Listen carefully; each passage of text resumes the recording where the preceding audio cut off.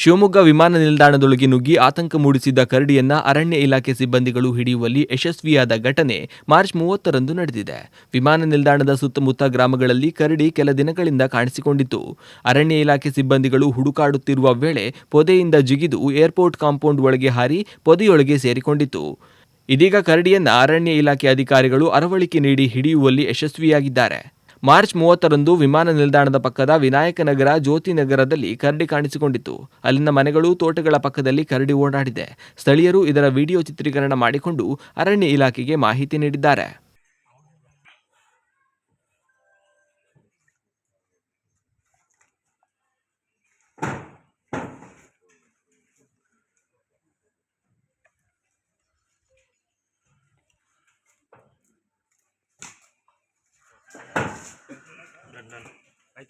ಆಯ್ತು ಹೊಡೆದ್ರು ಅಲ್ಲ ಫಿಶ್ ಬೀಳಲ್ಲ ಟೈಮ್ ಬೇಕು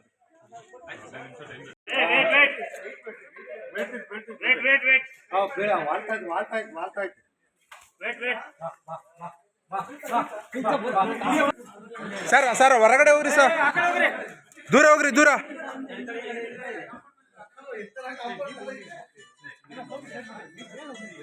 GPS ಟ್ರ್ಯಾಕರ್ ಹಾಕ್ಯಾರ ನೋಡ್ರಿ.